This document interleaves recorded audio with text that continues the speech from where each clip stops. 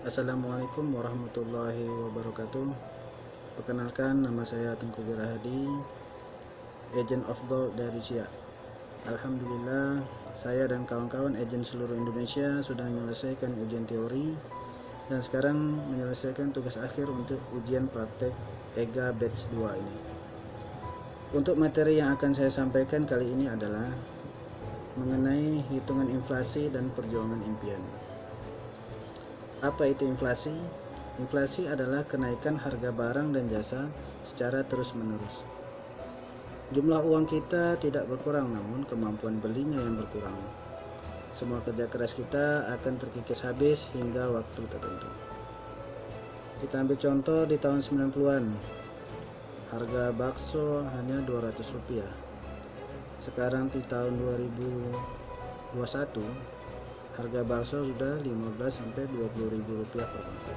Nah, inilah salah satu contoh inflasi. Mengapa terjadi inflasi? Inflasi terjadi adanya peningkatan kebutuhan.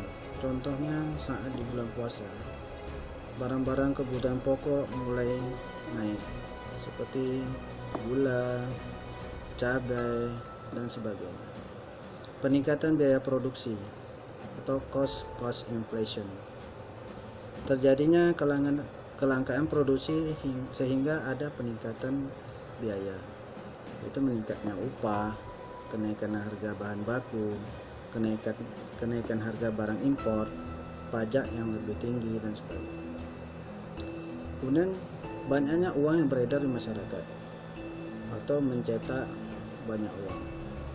Kita ketahui bahwa dari data tiap tahunnya terjadi inflasi. Kita ambil dari tahun 2018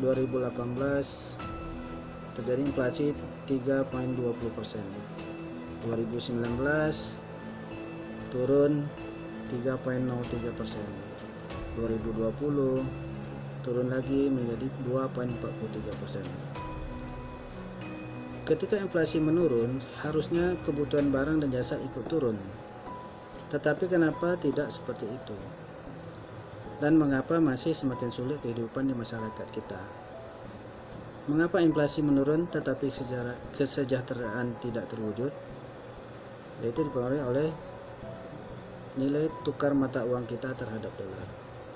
Banyak aspek yang berpatokan terhadap dolar, seperti akomodasi pesawat, penginapan atau hotel, bahan baku impor, dan lain-lain.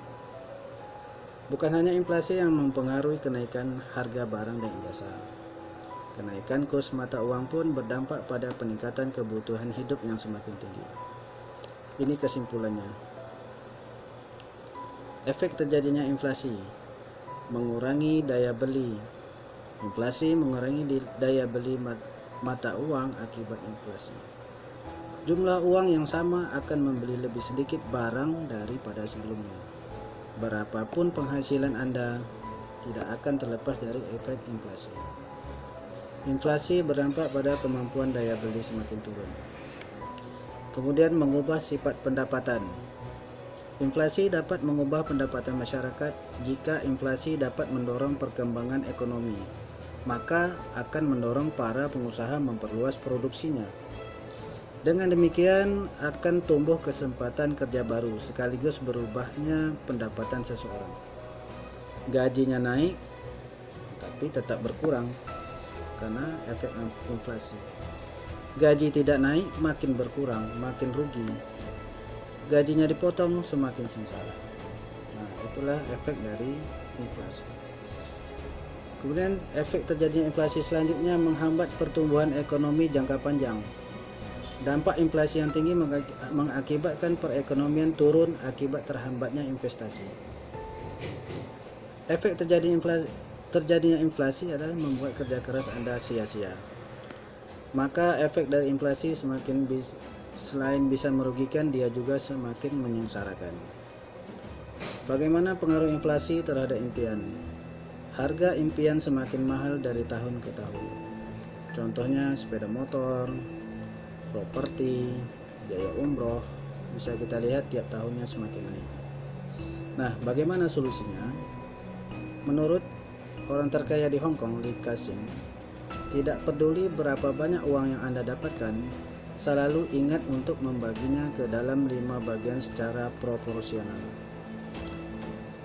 yaitu 60% kebutuhan pokok, 10% lifestyle, 10% untuk zakat, infak dan wakaf, sedekah, kemudian 10% tabungan dan investasi, 10% lagi dana darurat sebaiknya disimpan dalam bentuk emas. Disinilah titik tekannya ada pada tabungan dan dana darurat. Belilah impian Anda dengan emas.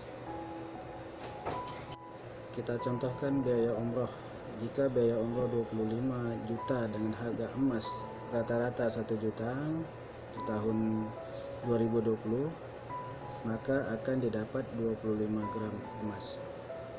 Strategi menabung emas 25 gram untuk umroh yaitu dengan rutin menabung 10 keping 0,1 per bulan, maka didapat 1 gram per bulan, atau 120 keping 0,1 gram per tahun, maka akan didapat 12 gram per tahun. Selama 2 tahun 1 bulan terkumpul 25 gram emas.